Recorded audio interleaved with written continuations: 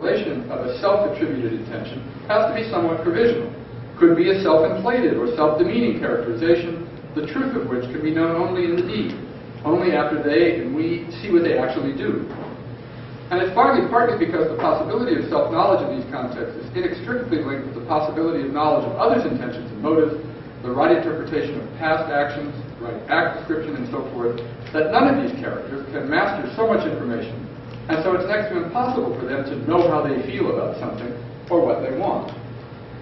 This means that the meaning of what we did, something that involves the right descriptions and motives post facto, is greatly subject to backshadowing, the opposite of foreshadowing. Bernard Williams gives a great example of this, and unintentionally, at least I assume it's unintentionally, it's a kind of noir example. A married man is having an affair and is racked with uncertainty and guilt. He breaks it off with his mistress. Yet he keeps creating ways of running into her, and often they resume their relationship before he breaks it off again. He tells himself he knows what he believes both to be right and good for him, his married life, and he berates himself for his weakness of will.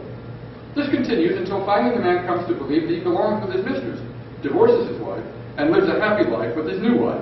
Now, and only now, what then looked like weakness looks instead like the expression of what he really valued most and thought best.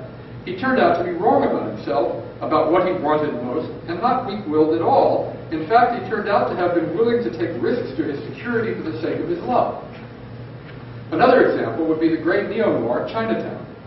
Robert Towne's screenplay, for which he won the Oscar, had a much more upbeat ending than the actual film. In Towne's version, Jake and Evelyn get Evelyn's daughter back, and the vile Noah Cross is defeated.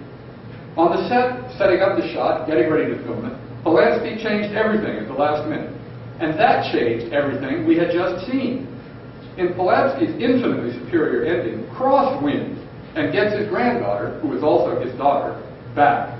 The last line of the film, the famous "Forget it, Jake," is Chinatown. Thus backshadows everything we have just seen.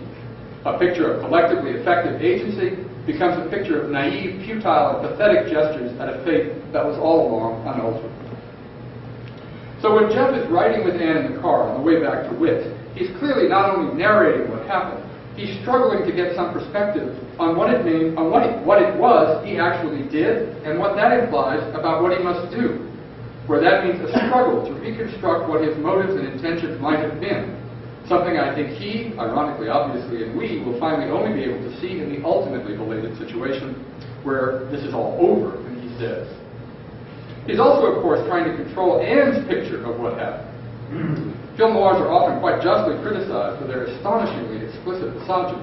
But what is sometimes ignored is that the picture of the femme fatale that we see is often told, narrated, from the point of view of a male with a huge stake in mystifying the power of such a woman. This is as true of the narration in The Lady from Shanghai, Double Indemnity, Detour, as it is here. Of course, motives are not always so hard to determine. Sometimes, especially at the beginning, this is all straightforward. Wit beckons Jeff and offers a fat fee for a missing person job. $5,000 is a huge sum. Understandably, he takes the assignment. However, after this, things get more and more confusing, and we start having as much trouble as Jeff figuring out what he's doing and why.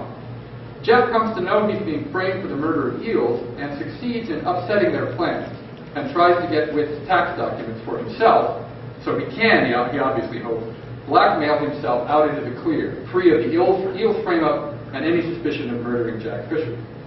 At this point, he seems to think of himself as working only against Wit's frame, but in another "then I saw her" moment, he meets Kathy again in the thick of the frame-up myth, and he knows that she's actively involved.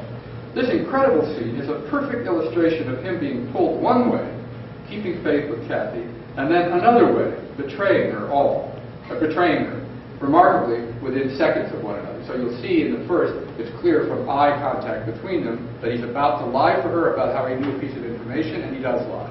Then another scene comes up where he has to lie again, and for reasons that are both quite credible and quite mysterious, he doesn't.